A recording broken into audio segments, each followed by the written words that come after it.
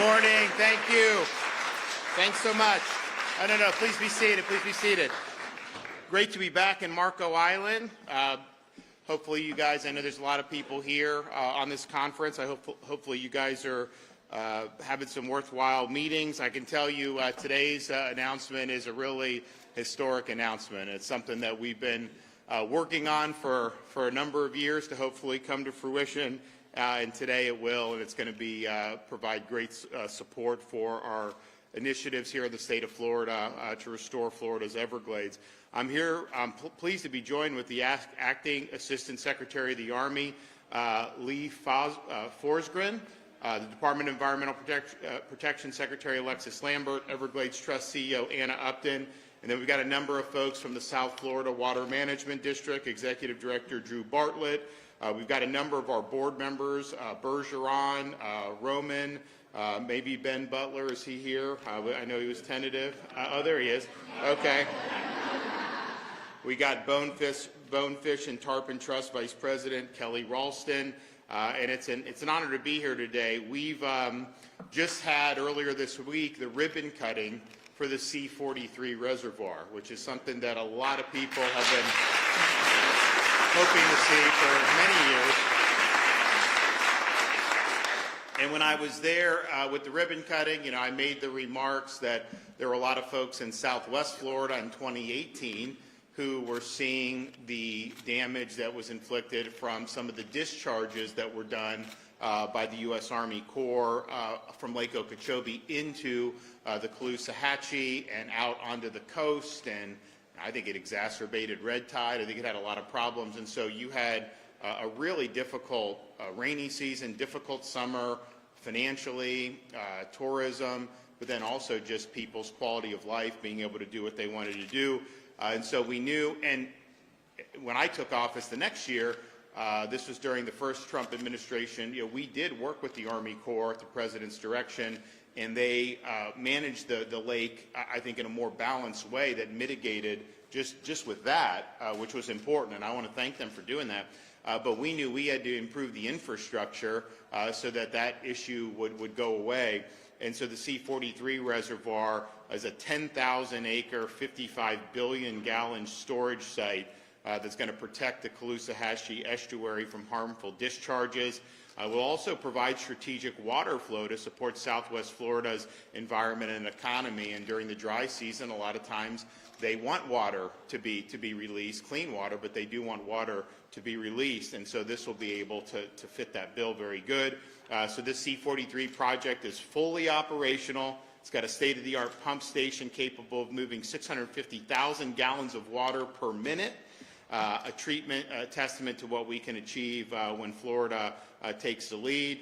And while the C-43 is a major milestone for Southwest Florida, it's one of just a broader restoration effort that includes major projects such as the EAA reservoir south of Lake Okeechobee. And of course, we did the C-44 reservoir east of Lake Okeechobee many years ago. So since 2019, we have completed or made substantial progress on more than 75 Everglades restoration projects. And so that's a huge momentum.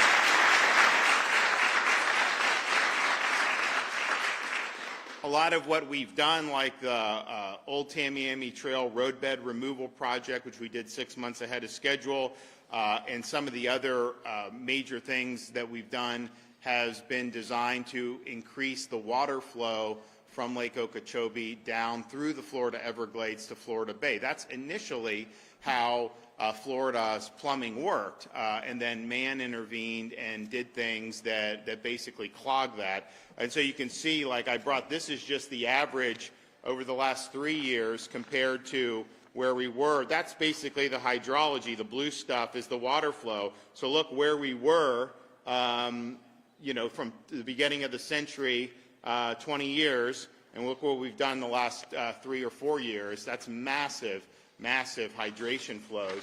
And so you see that, and that's something that's very, very important. If you look at what all these projects have done since 2019, the investments that we've made at the state level have reduced harmful nutrients in South Florida's waterways by 727,000 pounds per year of nitrogen, and almost 500,000 pounds per year of phosphorus.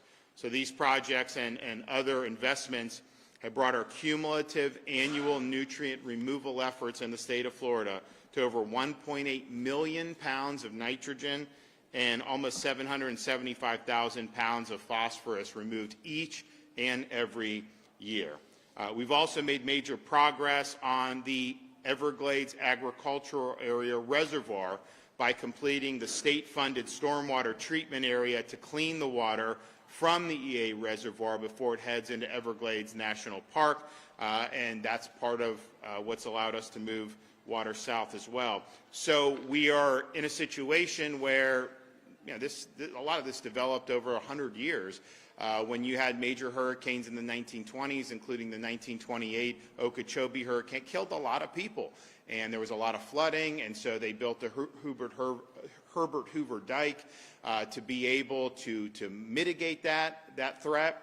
And then when they did the Tamiami Trail, it was basically a roadway across, and that served as basically a dam so that water was not able to go all the way through the Everglades down to Florida Bay. So our projects are trying to re-engineer really what God intended for how this is supposed to work. And we've had a lot of great success by doing it, but this EAA reservoir is a really important component of it.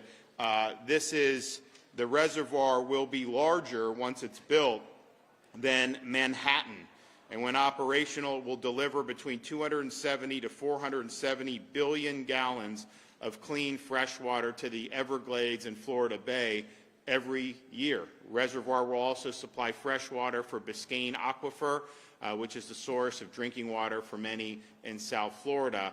So improving water quality in South Florida doesn't just protect the environment, it also strengthens our economy and boosts confidence in real estate, and recreational access is enhanced. So this is really a win-win situation. Now the reality is on this EAA reservoir, it's federal and state.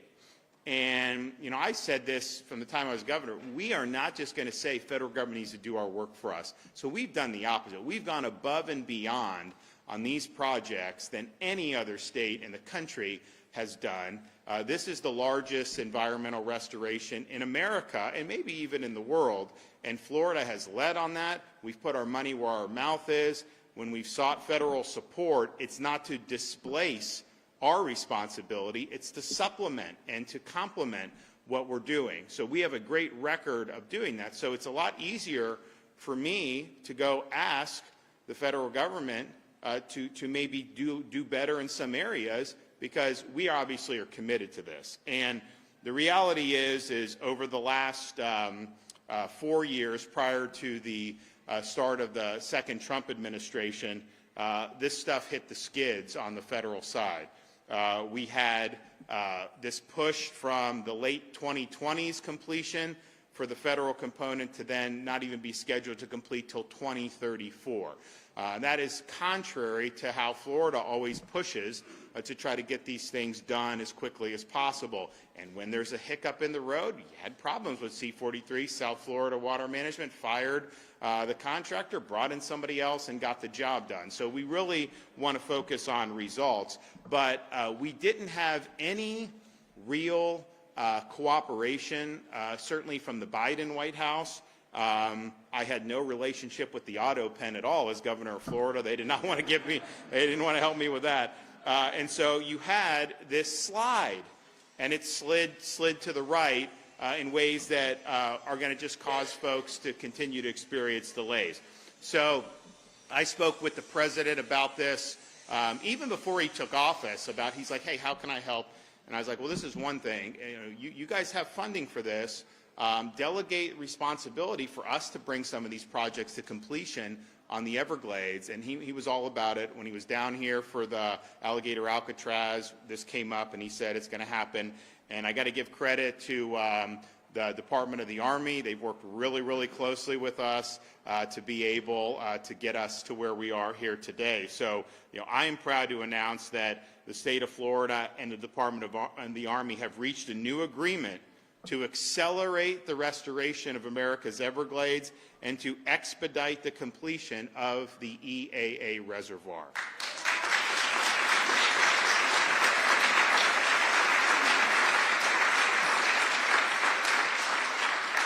So what this means is that there'll be projects in the EAA that will be completed by the state of Florida on behalf of the Army Corps. It will be using the allocated federal funds, and it will allow us to accelerate the commitment and the investment in the project to ensure that we're not waiting till 2034, that actually we're going to get it done 5 years earlier in 2029. And so that is a big, big difference in terms of what we're doing. And the good thing is this project is authorized, it's funded, it's under construction. The Corps is obviously doing some parts of it. There are certain things that haven't started yet that we're going to be able to come in and really drive on that. This is not something that I think a lot of people thought was possible 10 years ago. It seemed like a lot of this stuff was running in place. There wasn't a lot of momentum behind a lot of these projects, and now here we are. So this new agreement, the Army Corps will agree to accelerate necessary federal funding and expedite the construction completion from 2034 to 2029. We are now, as the state, granted authority to construct the inflow and outflow pump stations and other auxiliary features of the EAA reservoir, allowing the Army Corps to fully focus on the main reservoir basin. The agreement also allows Florida to provide support to the ongoing construction of the main basin and step in if those vendors don't get the job done. Florida will also take the construction of the Blue Shanty Flowway, which will fully carry new clean water south from the reservoir, across obstacles like the Tamiami Trail and all the way to Florida Bay. The Army Corps will expedite permits, removing red tape, and authorizing Florida to manage future CERP projects on their behalf. And so in just a few minutes, I will be joined by Assistant Secretary Forsgren to sign a memorandum of agreement expanding and advancing the restoration of America's Everglades. And once we sign that, it will be official. So this is a really, really big deal. I mean, we've had so many people throughout this state that have worked hard on this. The progress and the results have been fantastic, particularly with state leadership on these things. But, you know, we have a great partner with the Trump administration and the Department of the Army, where we're working together and we're maximizing the resources and the abilities that each of us bring to the table. So I'm really, really excited about this. I think that people are going to be very pleased to see the accelerated progress. You know, I know our guys are ready to go. I think we're going to start bidding out those projects for the pump stations really almost as soon as the ink is dry. We're going to get that moving and go forward because that's what we expect and that's what we want to do. And the proof's in the pudding. I mean, if you look at the salinity levels in Florida Bay today, and you compare those to what they were 6 or 7 years ago, there's been a market improvement and a big improvement there, and there have been improvements in many of the other areas as well. So this is a massive effort. This is something that people have been working on for a long time. There have been a lot of folks that have been involved in completing all the projects we've completed: South Florida Water Management District, Florida Department of Environmental Protection, Army Corps, all these folks that have been involved. We've also gotten great support from the Florida legislature. When I first became governor, we said, hey, we want to get moving on this. We want to move quickly.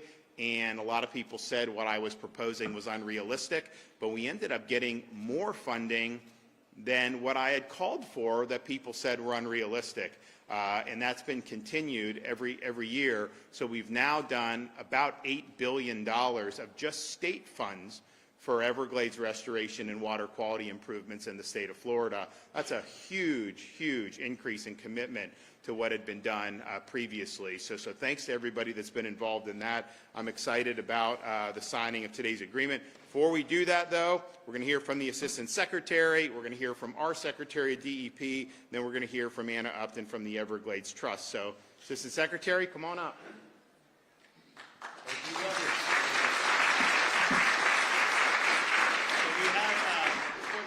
so this is kind of before where the flow was blocked, discharges, and then what you're ending up with. So we have the reservoirs done there on east and west. This is EAA. We have raised Tamiami Trail. We got more to do.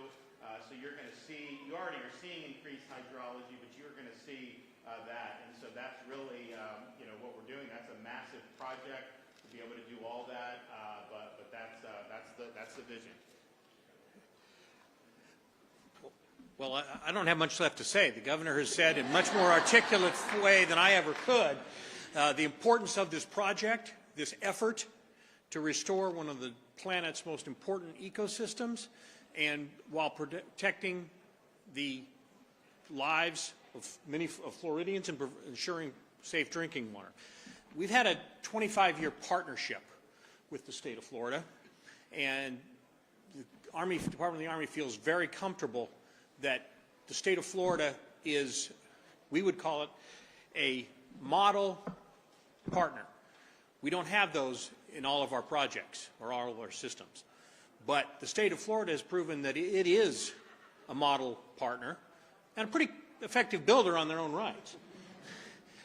And so we are ecstatic to be doubling down today on that partnership with the commitment to continue and accelerate the rehydration of the Everglades and Florida Bay.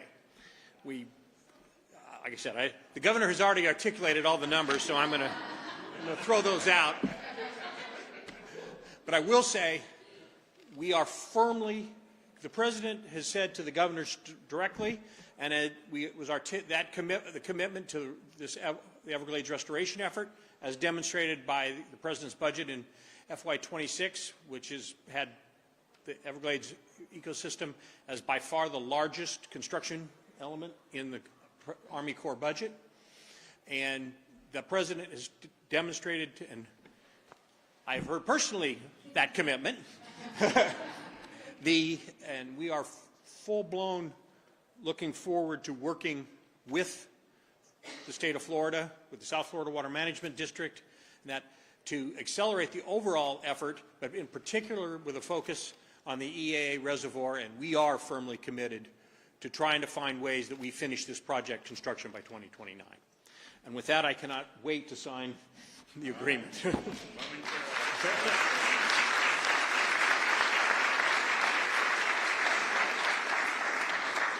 Good morning. Thank you, Governor. Thank you, Assistant Secretary. I'm Alexis Lambert, and it's my honor to serve as the Secretary for the Florida Department of Environmental Protection. First, I would like to express my gratitude to the Governor for his steadfast support for Florida's environmental priorities, especially the Everglades. And what a banner week it has been for Florida's environment.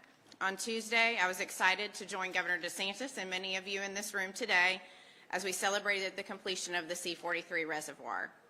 Throughout the week, we've gathered here with our partners at the 39th Annual Environmental Permitting Summer School to share ideas and continue advancing our mission to protect Florida's environment while supporting our business community and our economy.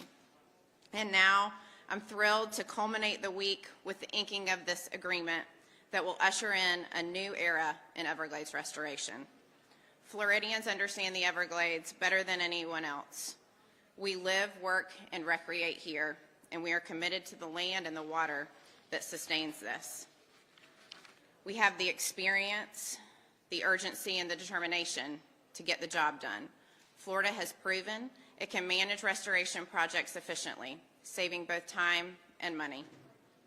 We appreciate our federal partnership, and while the structure of this partnership is evolving with the inking of this MOU, our goal remains aligned: restoring America's Everglades. Thank you, Governor, for your leadership and your unwavering commitment to Everglades restoration.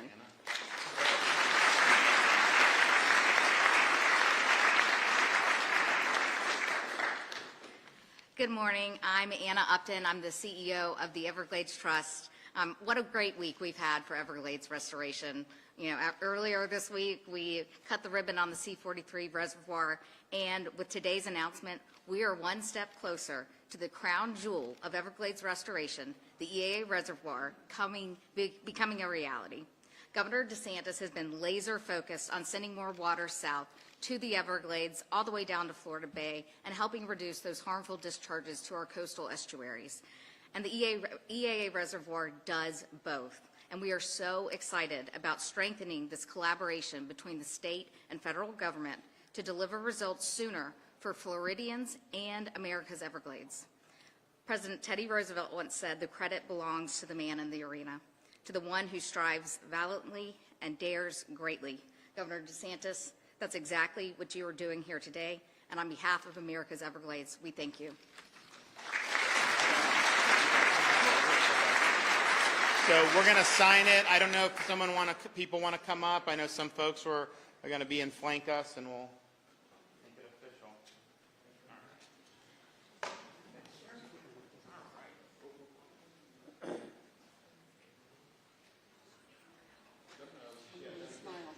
All right, we got everyone up here? Okay, so today's date is the what? The 18th.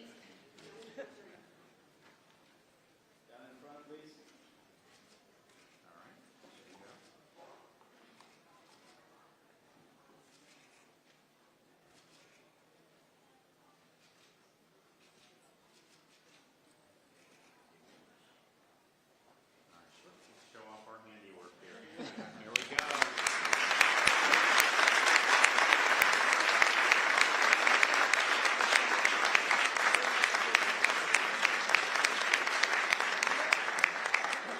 Who wants some?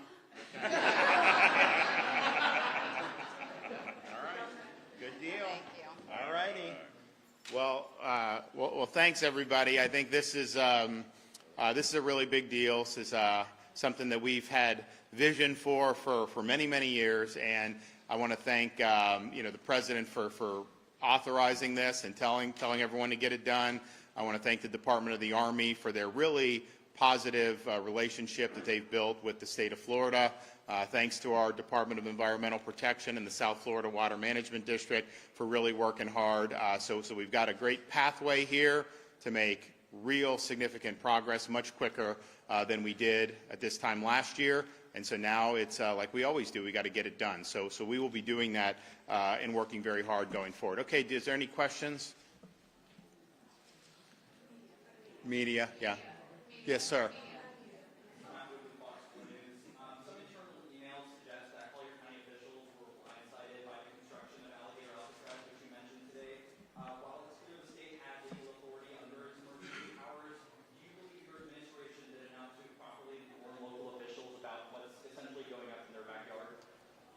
My administration had a job to do, and they did it. And they didn't twiddle their thumbs. They didn't sit on their hands.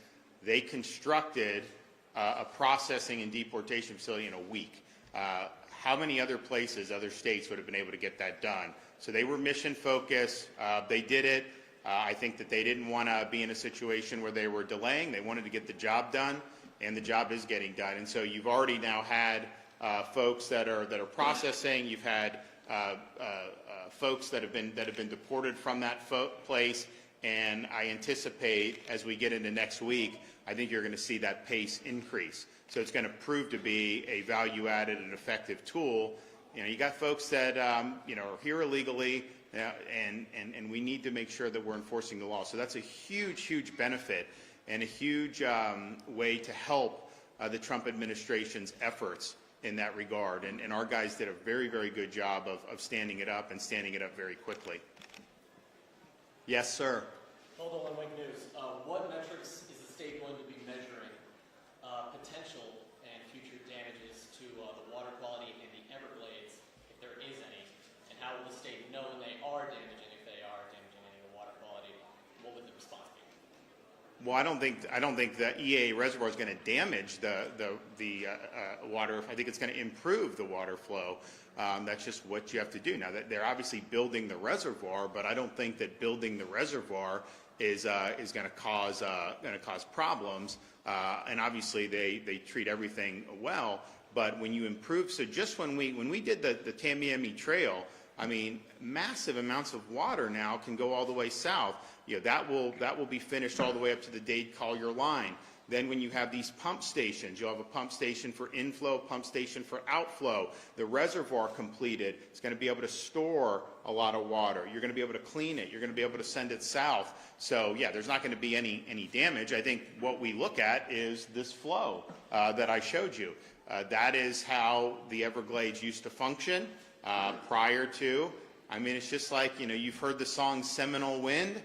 They talk about how, man kind of came in and changed things. And there were reasons for that. It wasn't like they were trying to be harmful. I think that they were responding to flood threats and some other things that had happened. And obviously the state was moving forward from some of that. But the reality is when you're restoring that flow, that's going to be very positive. And not only will they clean water and send it, but the Everglades is a natural filtration system as well. So by the time it gets to Florida Bay, that's part of the reason the salinity has gotten better. It's been really, really good. The C-43 reservoir, I know a lot of people in Southwest Florida have been waiting for that. If we had had that in place in 2018, you would have obviated a lot of the damage that was done with those discharges, no question. You probably wouldn't have had any discharges in 2018 had that project been completed back then. So now you're in a much better spot. And we used to, when I first became governor, it's like we're like watching Lake Okeechobee, and we don't control it. The Army Corps, once it gets to a certain height, their mission is don't let it flood the surrounding area. So once it gets to a certain height, they're going to discharge the water because that's what they're charged to do. So we're like watching it, like, how do you do? And then now that you have the infrastructure in, a lot less worry about discharges because those water will be put in the reservoir. You'll be able to clean it. It'll be able to go, and everyone will be happy. So it's a major thing. And the C-44 reservoir on the eastern side of Lake Okeechobee, we did that very good. I know we've had some issues, working with the Corps in the past on that. I think we'll probably be fine going forward. C-43 is great. It's massive. For those of you who are out there, it's amazing. I think they said you could fit like 10 of our universities in that reservoir. Seriously, all their campuses would fit on that. So that's, I think, what Florida, and part of it is, yes, we want to make sure that we're increasing the water flow south and restoring the natural ecosystem. But, our coastal residents, when that stuff gets discharged, if it's not clean water, it gets in there, it creates a lot of problems in the canals. It creates problems for fishing, creates problems for other recreation, it creates problems for tourism. So it's a really big deal. So none of the stuff that we're going to be doing with the Army Corps is going to hinder that. It's going to be a big benefit to that for sure. Yes. Hi, I'm Foster, USA Today Network, Florida. We talked about alligator Alcatraz, and it's been said it's temporary. So the question is, we're talking about environment, about the possibility that it would harm Big Cypress National Preserve. But that's not true. And you said it's not true, but you said it's temporary as well. So when's it going to be packed up and sent out of there so that it doesn't harm the area? Well, it's not going to. This is an existing airport. It's existing concrete. They're not doing anything outside of that footprint, and they have a lot of great plans for how they handle everything that happens, and so that's just not an issue. But it's temporary because the reason why we're doing it is because DHS does not have enough space to process, detain, and then deport the illegal aliens that are being apprehended, not just in Florida, but throughout the country. There's a chronic shortage of space to be able to do it. A lot of people, the media will say, they're not getting due process. No, the whole reason why you have these things put up is because there is a process that the federal government has to go through. I can tell you a lot of other countries would never go through any of this process. So they're doing that. So they now have an influx of cash, and so they're going to be increasing their ability to be able to do it. So look, what I would prefer as governor is, yes, we're going to be working. All law enforcement agencies in Florida are required to work with DHS to enforce immigration law and assist with deportations. But I would love for that to be our guys are out on task force, our highway patrol are picking people up, we're doing what needs to be, and then turn over to DHS, and then they handle everything from there. From a governor's perspective, I would much rather that be the case. The reality is, after 4 years of Biden really decimating ICE and DHS, they don't have near the resources that they need. And so the number one thing when we would talk to people like Tom Homan, okay, what do we need to do? Because, you know, the border was great to shut down, but the interior enforcement, it's hard to get that going. What do you need? Well, we want cooperation, but we also want to be able to have space. So we can't use all of our jails in Florida for this because we actually have criminal, U.S. citizen criminals that have to be held accountable. And that's the main focus of that. That's a criminal justice system. That's different than an immigration enforcement. So we've expanded this. We also have grant money from the bill I signed earlier where sheriffs and police can do some expansion on their own if they want to. And I think you're going to see some that are going to do that. We're going to be processing some of this soon. But the reality is if DHS had the money a year ago that they have now, they probably would have enough capacity to be able to process the number of people that are being. But, you know, we're doing, just in Florida, you know, you have hundreds of illegal aliens apprehended a day, potentially. You could potentially do even more than that based on what the mission set is. So, but we're on the team. We think the mission needs to be completed. We think it'll be good for Florida if you have legal workforce, if you don't have people that aren't authorized to be here using schools, using health care, using some of these things that do put a stress on the state. So I think it's going to be good. But yes, if DHS gets to a point where they're able to handle this, then clearly, you know, that's their core responsibility. So we'll do it. But I know they're not ready yet. I hope they'll be ready relatively soon. But that's why we did it, because they do not have the capacity to be able to process these illegal aliens and put them for an easy deportation. One thing I will say about Alligator Alcatraz, because I think, you know, look, the Democratic Party in Florida, such that it exists, it really struggles to get traction on anything because they don't offer anything to people here to make their lives better. And so they think doing this, like trying to say like they're not getting fed or all this stuff, they think that's effective. I mean, people know any media that amplifies that is doing a false narrative. I think people get that. But, you know, the interesting thing about this, what I don't hear people talking about, if somebody's here illegally and DHS sends them to Alligator Alcatraz, when they get processed, the first thing that happens is they are offered an all-expense-paid trip back to their home country. You never have to go to Alligator Alcatraz as an illegal alien. If you take that plane ticket and you go, and DHS is picking up the cost of that.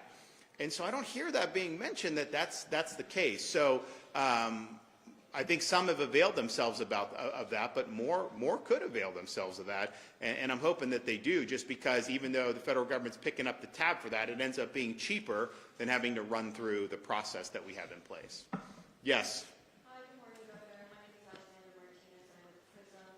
And my question for you is, you know, we talked about the environmental impact. Are there any reviews being done to safeguard the impacts of Alligator Alcatraz on the Everglades, given your administration's commitment to environmental responsibility? Well, if you go on there, it's a facility. There's concrete.